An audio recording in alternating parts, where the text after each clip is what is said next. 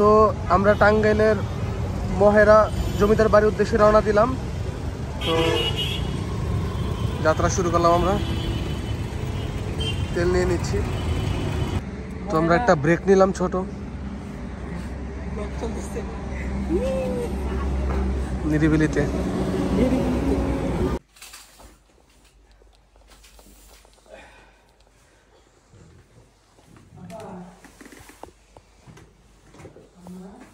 তো অতিথি পরায়ণতা নিয়ে অফিস কলিগের বাসা থেকে আমরা এখন বের হয়ে যাচ্ছি আবার আমাদের গন্তব্যে। তো আমরা আবার বের হয়ে গেলাম আমাদের উদ্দেশ্যে মহেরা জমিদার বাড়ি দেখতে যাব। রাস্তাঘাট খুবই সুন্দর, মাশাআল্লাহ। দেখেন কত সুন্দর একটা মসজিদে আমরা আসলাম, খুবই সুন্দর একটা জায়গা, খুবই সুন্দর একটা পরিবেশ। মাশাআল্লাহ, খুব সুন্দর, খুব সুন্দর, মাশাআল্লাহ।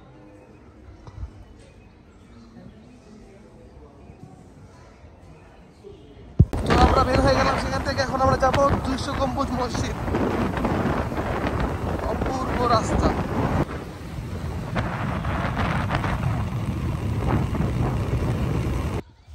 বলেন না কি এই জায়গায় বিশেষত্ব, বলেন কিছু। বিশেষত্ব কি, সামনে হইলো আপনার 201 গম্বুজ মসজিদ। এটা হইলো পাথালিয়া চড়া বলে এটাকে, বুঝছেন?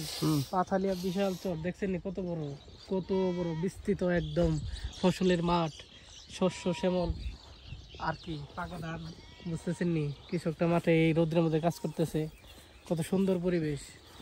হ্যাঁ, এখানে এখনো আদিম যুগের ঐতিহ্য ধরা আছে। ঘোড়ার গাড়ি আসতেছে, কত সুন্দর। ঘোড়া দেয়া এই যে ধানের আটি এগুলো উঠায়, এত ইয়া তো এদিকে ধান না। এই ভাই শুনুন, বিস্তীর্ণ আমি মেশিন নাই নিয়ে এটা বুঝো না, এটা না বুঝি থাক, এত প্যারা দিও না। মেশিন নাই, এটা বাইরে বাইরে।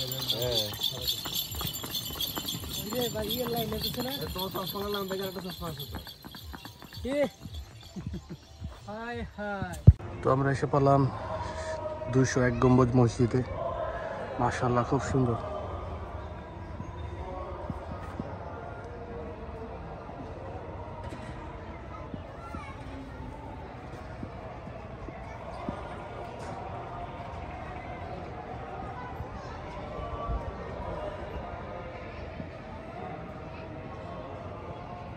দুইশো এক গম্বুজ মসজিদের ভিতরের পরিবেশ।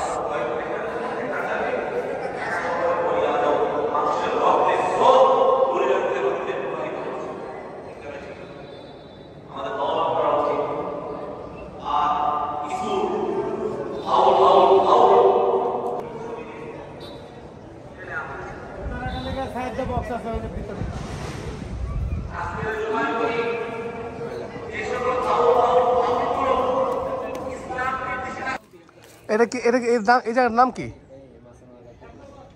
হেমনগর কি এটা? হ্যাঁ, হেমনগর রাজবাড়িটা, হেমনগরের রাজবাড়ি ছিল এটা।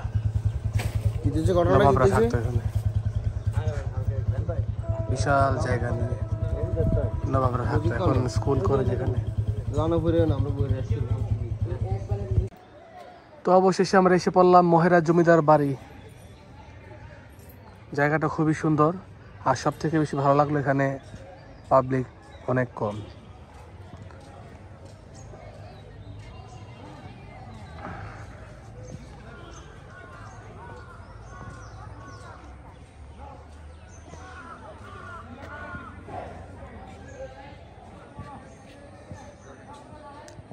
খুবই সুন্দর।